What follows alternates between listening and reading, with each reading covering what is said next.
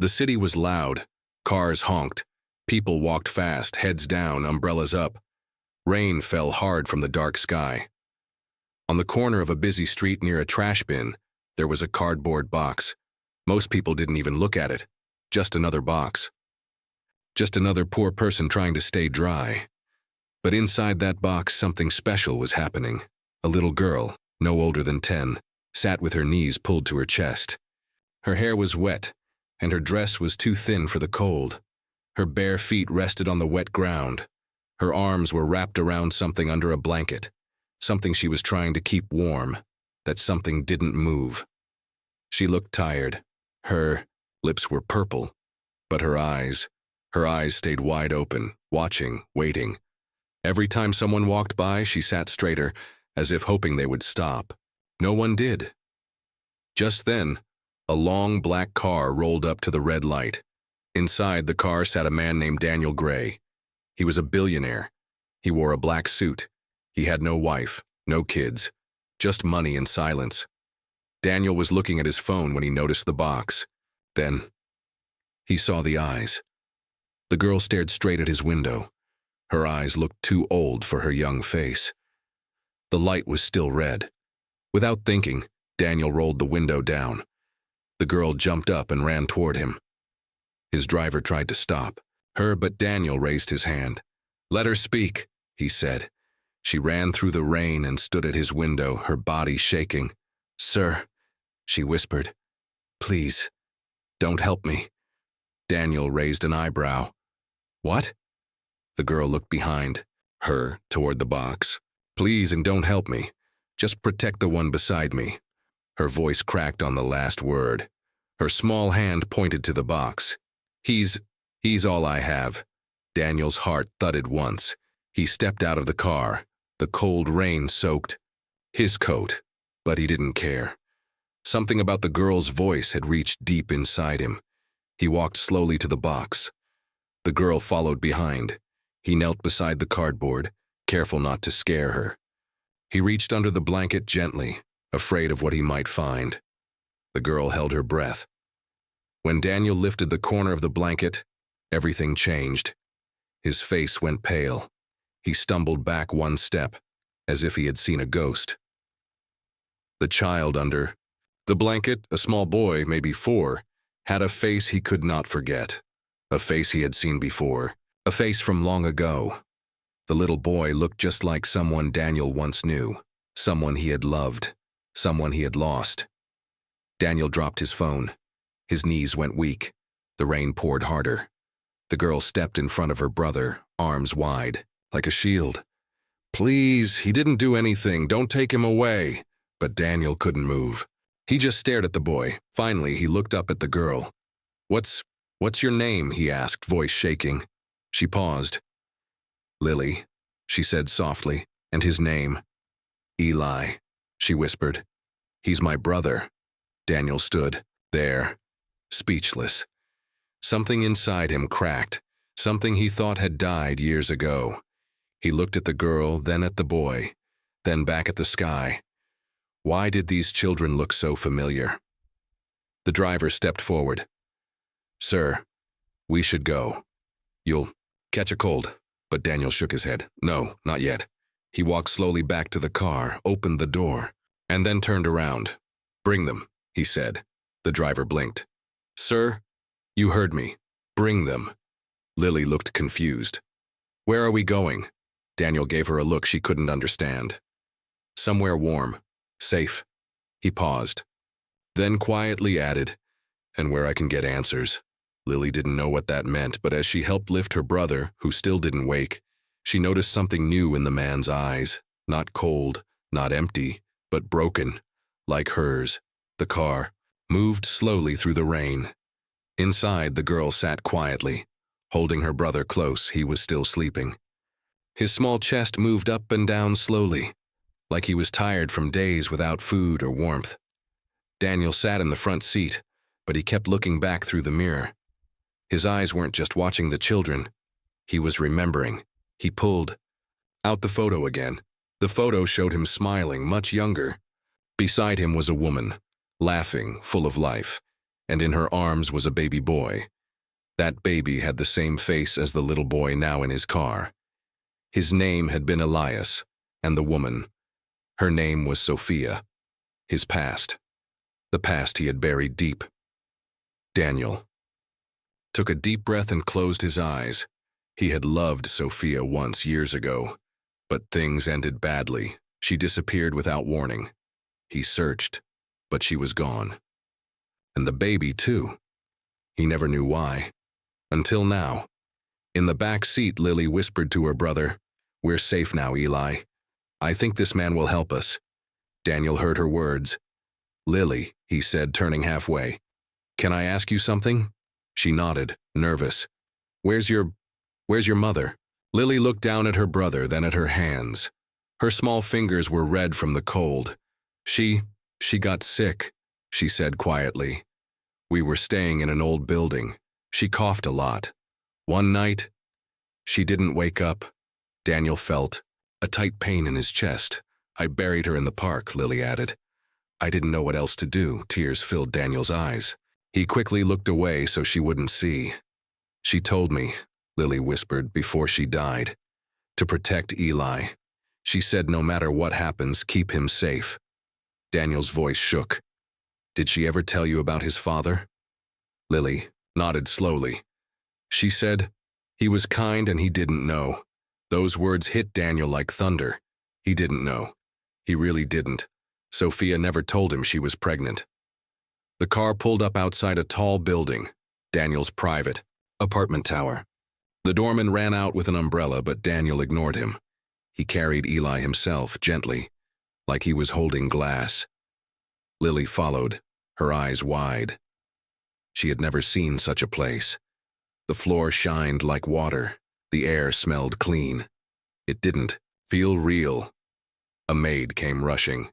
"Sir, should I prepare the guest room?" "No," Daniel said. "Prepare the master guest suite and call a doctor, now." Lily looked confused. "Why are you helping us?" Daniel looked at her, eyes soft. "Because I should have a long time ago." She didn't understand what he meant, but she nodded. In the suite, the doctor checked Eli carefully. "He's weak," the doctor said, "but no lasting harm. Just exhaustion, cold, and hunger. He'll be fine." Daniel let out a breath he didn't know he was holding. Lily sat beside her brother, holding his hand tightly. After the doctor left, Daniel sat across from her. "Do you want something to eat?" She nodded shyly. He called the kitchen and ordered warm soup, bread, and hot chocolate. When the food came, Lily ate slowly at first, then faster, but she still saved the biggest piece of bread for her brother. Daniel smiled. She was strong, just like her mother. Later that night, Lily stood by the big window, looking down at the city. Daniel walked up beside her. "This room is very big," she said softly. "I used to sleep in a box." "You'll never have to again," Daniel said. She looked up at him. "Why are you so nice to us?" He knelt down to her level. "Because your brother." He stopped. It was hard to say. "Because he's my son," Daniel finally whispered. Lily's eyes grew wide. "Really?" Daniel nodded, tears forming again. "I didn't know. I swear. But now, I won't let him go." She stared at him, then slowly reached out and touched his face like she was checking if this was a dream. "He'll be happy," she said. "He always asked about his dad." Daniel hugged her gently. "I promise you," he said. "I'll give you both everything you need. No more cold nights, no more hunger." Lily leaned into his arms for the first time in a long time. She felt safe. The city lights twinkled outside Daniel's window, but his heart felt heavy. He stared at the message again. "You found them, but they're not safe yet. Someone else is looking too." His fingers tightened around the phone.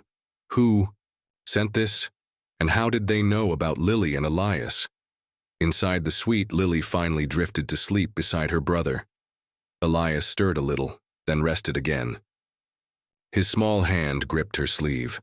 Daniel stood at the door, watching them silently. He felt something he hadn't felt in years. Fear. Not fear of business losses. Not fear of failure. This was deeper. He was afraid for them. He walked out quietly and called his head of security, Marcus. Check all security cameras from today. I want to know if anyone was following my car or watching the building. Yes, sir, Marcus replied, instantly alert.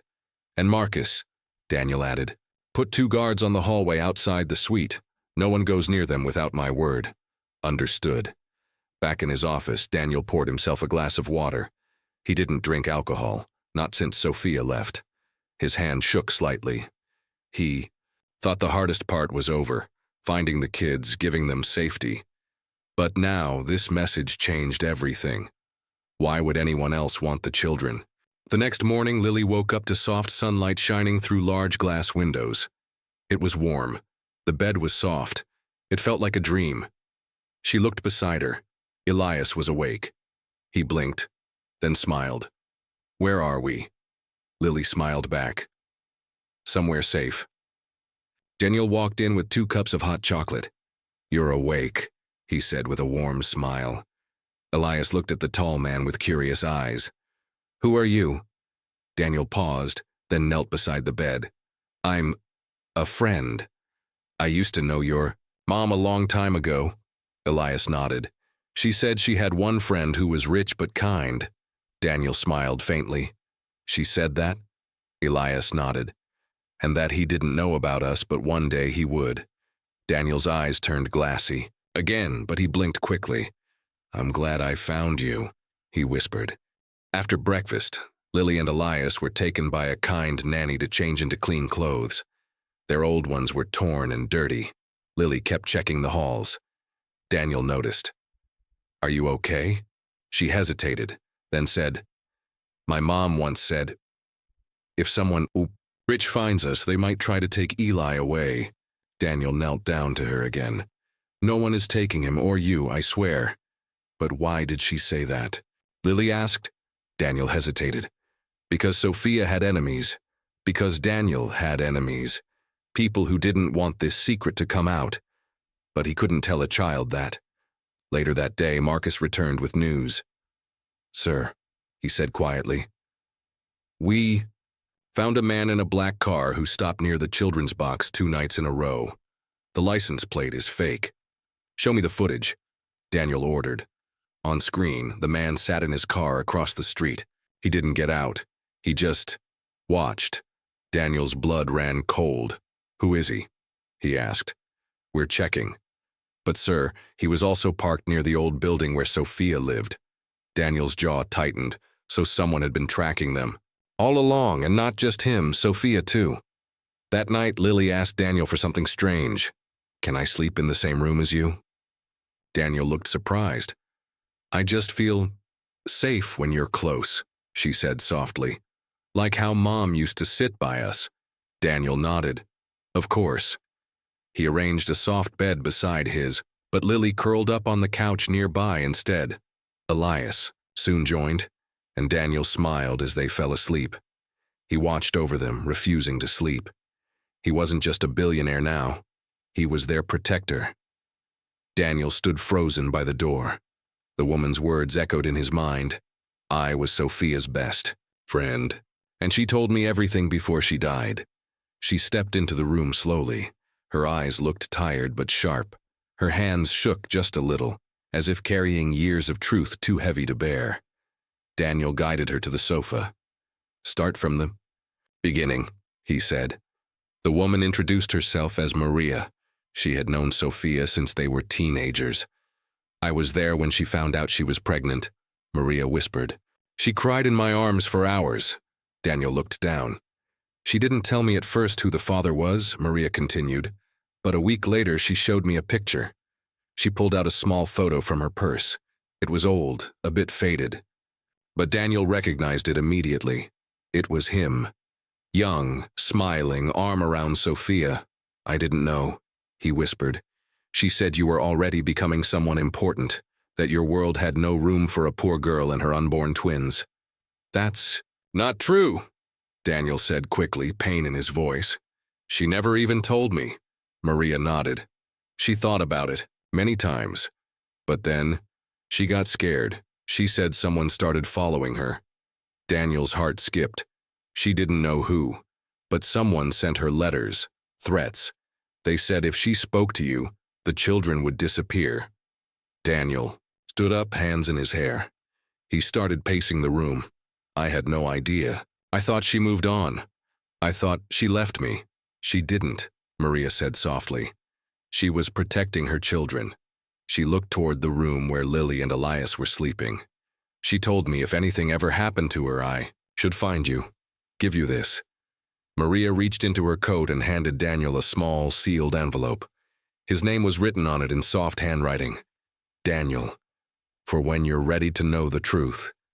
He opened it slowly, carefully, like it was made of glass. Inside was a letter and a small drawing.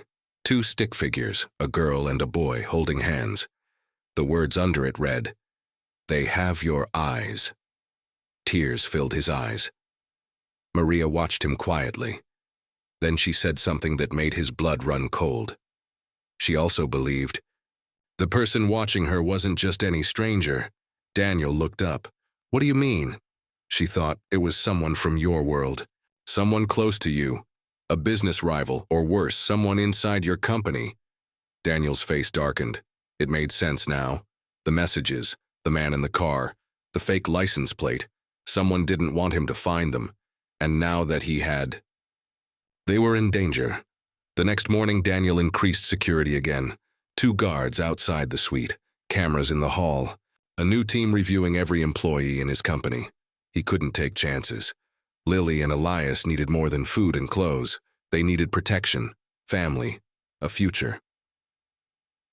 Later that day, Daniel took Lily and Elias to a private garden on top of his building. It was peaceful.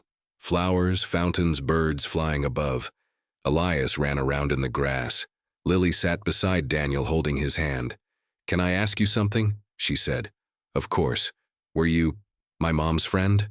Daniel smiled softly. "Yes, and I wanted to be more, but I didn't get the chance." Lily nodded. "She said if anything happened to her, we should find someone kind. I didn't know it would be you." Daniel's heart ached. "I'm glad. You found me." Lily looked away for a moment, then whispered, "Do we have to go back to the street?" Daniel's eyes filled again. "No, never." As the sun set, the peace didn't last. Maria received a message. She handed her phone to Daniel. A photo. Lily and Elias had taken outside the hospital days ago. Under it, the words, "You should have left them in the box." The room fell silent. Daniel stared at the message on Maria's phone. His hand clenched into a fist. "You should have left them in the box." And then the second message, "If you love them, come alone, or lose everything." Maria looked shaken, but Daniel's face turned cold. "I'm done running," he said. He walked to the security control room in his penthouse. The head of his team, Greg, stood ready. "Whoever sent that message had access to the hospital parking," Daniel said. "I want every second of footage reviewed." Greg nodded. "Already on it, sir." Daniel turned to Maria. "Do you remember anything unusual in the last few days?" She thought hard. There was a man outside the old shelter. He asked about Sophia, then disappeared. Daniel looked at Greg. "Find him." Later that night, Daniel sat quietly in the children's room. Lily was asleep, hugging a teddy bear. Elias had kicked off his blanket and mumbled softly. He sat beside their beds, watching them breathe. They looked peaceful, innocent. But the world around them wasn't, and someone wanted to destroy that peace. He opened Sophia's letter again. At the end, she had written, "If anything happens to me, it won't be an accident. And if they come for the kids, find the name Black Ledger. That's where the truth is buried." Black Ledger. Daniel had never heard of it. He picked up his phone and called his private investigator. "I need everything on a group or project called Black Ledger. Dig deep. Off records if you have to." "Yes, sir," the man replied. "But if it's what I think it is, you might not like what we find." The next morning, a package arrived at Daniel's private office. No return name, just his name written in black ink. He opened it carefully. Inside was a flash drive and a torn photo. The photo showed Sophia holding the twins as babies. Standing beside her, his old friend and business partner, Victor Dane. Daniel stared at the picture. Victor had gone missing 2 years ago. Everyone thought he left the country. Why was he with Sophia? Why was this sent? Now, he plugged in the flash drive. A video loaded. It showed a basement room, dark, dusty. Victor's voice came through the speakers. "If you're watching this, Daniel, then I failed." The man in the video looked thin, tired, eyes sunken. "I tried to stop them. I swear I did. But they found out Sophia was carrying your kids. That was never supposed to happen." Daniel leaned forward. "They said if the world knew your children existed, it would ruin everything. Your power, your name, the company. So they paid people to hide it. To make Sophia disappear." Victor paused, breathing heavily. "I couldn't protect her. But maybe you still can protect them." The video cut out. Daniel sat in silence. Victor had been part of the betrayal, but tried to fix it. Now he was probably dead. Maria entered the office, her face pale. "You need to see this." She handed him her phone again. A third message, a video. It showed a warehouse, Lily and Elias sitting in the corner. The man behind the camera wore a black mask. He looked into the lens and said, "Your next move decides their fate. Come alone. Tonight or say goodbye." Daniel stood up slowly. Rage burning in his chest, he turned to Greg. "Prepare the car, but no police, no team." Greg frowned. "Sir, it's a trap." "I know," Daniel said, "but it's one I plan to walk into." He looked down at the photo of Sophia and the twins. "I let her go once. I won't lose them too." The black van's doors slammed shut. 4 masked men stepped out quickly, surrounding Daniel. Their eyes were hidden, but their body language was cold, ready, dangerous. Daniel raised his hands. "I came alone, just like you asked." The leader of the group stepped closer. "We didn't think you were foolish enough to actually do it." Daniel didn't flinch. His voice was steady. "Where are the children?" The man chuckled. "Safe, for now. That depends on how you answer one question." Daniel's jaw tightened. "Ask." The masked man tilted his head. "How much are they worth to you?" Daniel's eyes didn't blink. "Everything." The man turned and gave a signal. A screen behind them turned on. A camera feed showed Elias and Lily in a dark room, tied but unharmed. They looked confused, scared but alive. Daniel's breath caught. Relief mixed with rage. "They'll stay alive," the man said, "if you sign over every part of your company to this address." He handed Daniel a USB stick. "Everything. Shares, accounts, access now." Daniel took the USB but didn't plug it in. "I want to speak to them first." The masked man shook his head. "That wasn't part of the deal. I'm not transferring anything until I know they're okay," Daniel said firmly. The man stared at him, then slowly nodded. He turned. To his men, "Patch him in, 2 minutes." Inside the dark room, a guard held a tablet in front of the children. A live video call connected. "Papa," Elias said softly. Daniel's heart broke hearing that word again. "I'm here. Are you?" "Too okay," Lily nodded, her eyes teary. "We're scared. I know. I'm going to get you both out. Just be brave a little longer, okay?" Elias whispered. "Mama said you'd protect us." Daniel blinked fast, keeping back his emotion. "I promised her. I won't break it." The screen went dark.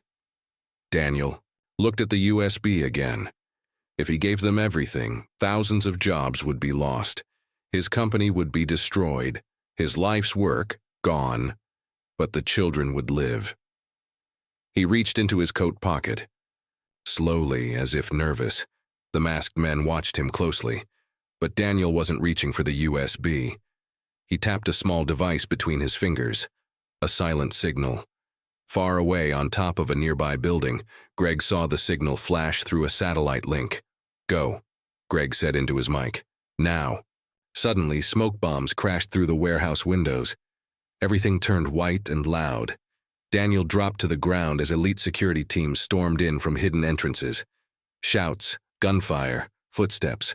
The masked men tried to flee, but they were outnumbered. Daniel ran through the chaos, dodging fallen crates, yelling, "Where are they?" One of the guards pointed. "Back room, right side." He burst through the door. There they were, Elias and Lily crying, still tied to chairs. "Papa!" they shouted. Daniel rushed forward, cutting the ropes and pulling them into his arms. "You're safe now. I've got you." Later, in his car, Daniel sat between the twins, wrapped in blankets. Lily leaned on his shoulder. Elias fell asleep, holding his hand. Greg turned from the driver's seat. "It's over. We got them all." Daniel nodded, looking down at the sleeping children. "No, it's just beginning," Greg frowned. "What do you mean?" Daniel took a deep breath. "They weren't after money, they were after silence." "Silence," Daniel nodded. "Someone powerful didn't want the world to know about them. Sophia knew too much. She died for it. These children, they're threat to that secret," Greg asked quietly. "So what do we do?" Daniel looked out the window. "We stop hiding. We tell the world who they are." The press conference sent shockwaves across the country. News outlets replayed Daniel's speech over and over. Everyone wanted to know, who were the twins? What secret did their mother carry? And why was Daniel Knight, one of the richest men alive, ready to risk everything for them?